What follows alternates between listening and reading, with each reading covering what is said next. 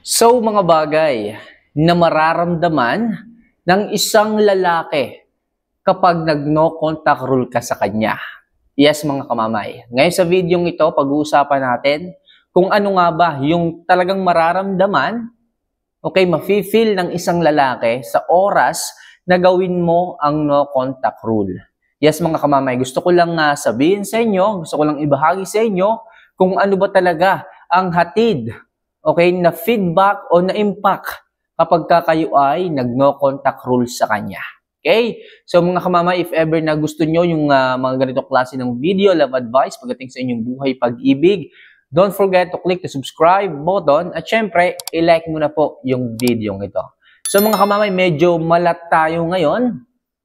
Siguro dahil sa inuubo ako, so pagpasensyahan nyo na po yung energy ko sa video ito. Okay? Pero huwag kayong mag-alala mga kamamay, okay? So, i-share ko pa rin sa inyo ang mga bagay na kailangan nyong malaman, okay, pagdating sa inyong mga buhay-buhay pag-ibig. Alright? So, huwag natin masyadong patagalin. Kung nakapag-subscribe na kayo at nakapag-like na kayo, umpisahan na natin ang ating topic ngayong araw na to.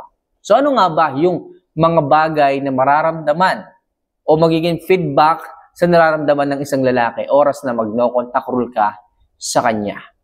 So, number 1.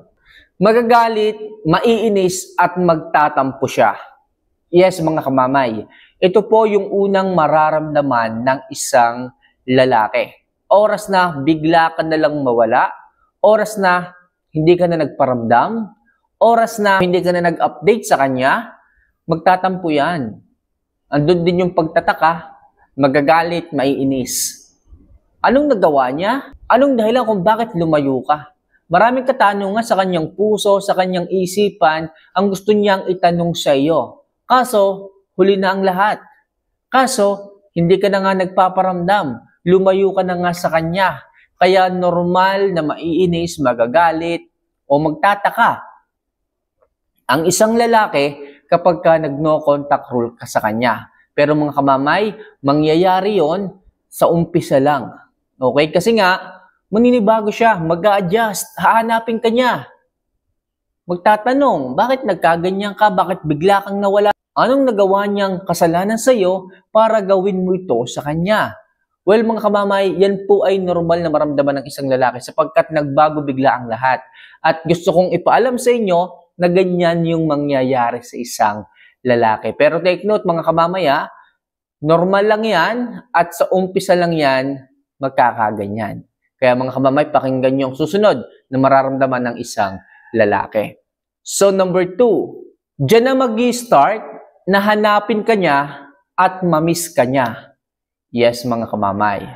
Diyan na mag-i-start na hanapin ka niya sapagkat ang tagal mo nang nawawala, ang tagal mo nang hindi nagpaparamdam, ang tagal mo nang hindi nag-update, hindi ka na rin tumatawag, hindi ka rin nagpo-post sa social media.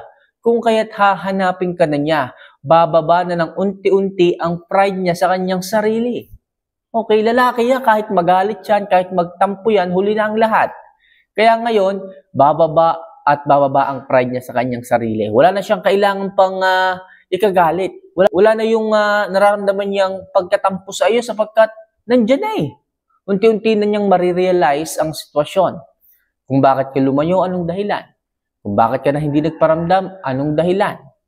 Kung kaya't mamimiss ka na niya, hahanapin ka na niya, wala nang nangungulit eh. Diba? Wala na siyang nakikita sa kanyang mga mata. Wala na yung dating ikaw.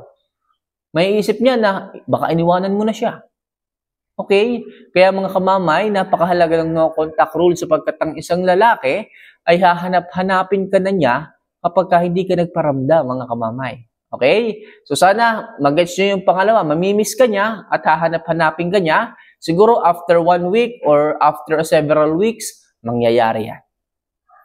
So number 3, diyan na po magsisimula na ma-realize niya ang lahat. Ayan na nga mga kamamay. Di ba yung umpisa, magagalit, magtatampo, magtataka siya kung bakit nangyari yan. Yung pangalawa, magsisimula ka nang hanapin yan. Magsisimula ka na niyang mamiss. Okay? So, masarap sa pakiramdam natin yan sapagkat diyan na mag-i-start, magparamdam ang isang lalaki. Okay? Yung dati niyang mini-message, yung dati niyang chinachat, yung dati niyang tinatawagan, makaka-receive ka na ng message sa kanya. Okay? Kasi nga, wala nang paraan pa o wala nang silbi pa kung magmamatigas siya. Di ba? Kasi nga, nag-no contact rule ka na eh. May isip niyang lahat. May isip niya na baka nagkamali siya. Baka nakagawa siya ng kasalanan. Baka hindi na okay sa iyo yung kanyang mga ginagawa. Yun lang naman yun eh. May isip ng isang lalaki ang mga nagagawa niya sa iyo. Yung pagtrato niya sa iyo. Baka mamaya, kaya ka pala nawala, sinasaktan ka niya. O palagi kanyang hindi pinapahalagahan. Doon siya magmumuni-muni, doon siya magninilay-nilay. Iisipin niya kung ano bang naging trato niya sa iyo. Iisipin niya kung anong nagawa niya sa iyo. 'Di ba? Alam kong ang isang lalaki iiwas. Ang isang lalaki ay iiwas sa mga bagay na ginagawa niyang sa tingin niyang mali kung bakit ka lumayo. Sapagkat kung ikaw ang asawa, ikaw ang long-time girlfriend, doon siya mag-a-adjust. Medyo mahirap para sa kanya to, pero gagawin niya yon. Huwag ka lang mawala sa kanya. Sapagkat mas mahalaga ka o higit kang mas mahalaga sa mga taong inuuna niya ngayon. Kaya mga kamamaya, ako nagsasabi sa inyo, huwag kayong magdalawang isip kung alam nyo na sobrang talagang isang lalaki. Na ang isang lalaki ay masyado nang nakakalimot sa inyo. Kung ang isang lalaki ay madalas na sinasaktan kayo at hindi nagiging concern o hindi nag-aalaga sa inyong nararamdaman, baka kailangan nyo na mag-no contact rule. Para sa ganon, ang isang lalaki ay makarealize sa lahat. May isip niya ang lahat, magbago siya kalaunan. So next, diyan na siya mag-i-start na magsisi at mag-effort sa iyo. Yes mga kamamay. Andito na tayo sa magandang bahagi ng ating no contact rule. Kapag na-realize niya na ang lahat, okay?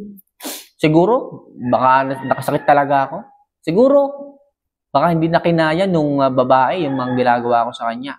Kung kaya't mga kamamay, muling uusbong, muling lalabas, muling mangingibabaw yung damdamin at pag-ibig sa iyo ng isang lalaki. Okay, yung dating pagmamahal niya sa iyo, yung dating mga pinagdaanan ninyo, magto-throwback lahat ng mga memories, magpa-flashback sa kanyang isipan ng lahat. Di ba?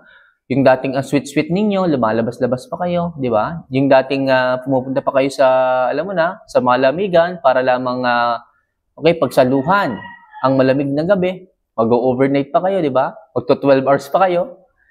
So, lahat yan may isip ng isang lalaki kapag nag-no contact rule ka. Sapagkat possible po, pwede kang mawala eh. Yun nga sa isip ng isang lalaki, nag-no contact rule ka lang naman, pero ang isip ng isang lalaki is, baka hindi ka na bumalik. Baka maghanap ka na ng iba. Baka maging masaya ka na sa iba. Kung kaya't ang isang lalaki mag-i-start ng magsisi at mag-effort sa iyo. Muli ka niyang hahanapin, tatawagan, kung hindi ka makontak, kukulitin ka sa mga kaibigan niya, sa mga magulang mo, tatanungin ka kung saan ka nagpunta, kung nasan ka. Lahat gagawin yan mga kamamay para lamang muli kayong magkaayos. Kasi hindi niya hahayaan na maging gano'n na lang ang lahat. Mauwi na lang sa gano'ng kadali ang lahat. Dahil lamang sa kanyang mga kalokohan, dahil lamang sa kanyang kawalang concern sa iyo.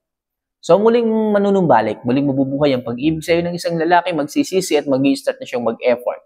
Diyan ka na makaka-receive ng mga regalo, diyan ka na makaka-receive ng mga sweet messages, mga pagsisisi, di ba? So, baka nga yung isang lalaki, lumuhod o umiyak pa sa harapan mo. Mapatawad mo lang, bumalik ka lang.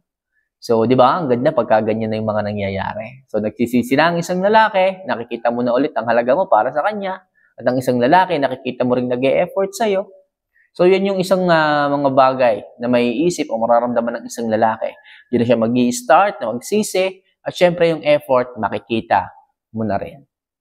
And last, mararamdaman din niya yung takot na baka tuluyan kang mawala kung kaya't iingatan o i-value ka niya. Yan, mga kamamay. Sa bandang huli, so diyan na siya magsisecured o magsisigurado sa iyo. Dahil nga lumayo ka, dahil nga nawala ka, at nung makita ka niya, di ba? Na-contact ka niya muli.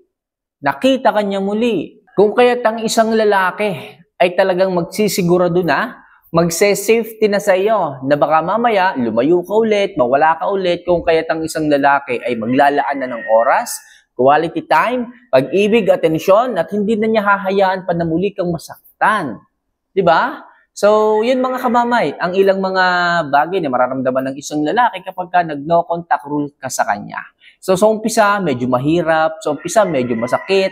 Sa umpisa, talagang iisipin mo na baka nagkamali ka sa ginawa mo. Pero at the end, mga kamamay, kung talagang paninindigan mo, gagawin mo ng maayos at tama, makukuha mo ang value at halaga muli sa iyo ng isang lalaki. So mga kamamay, hanggang dito na lang muna siguro ang ating video ito. See you for our next vlog. Mahal ko po kayo.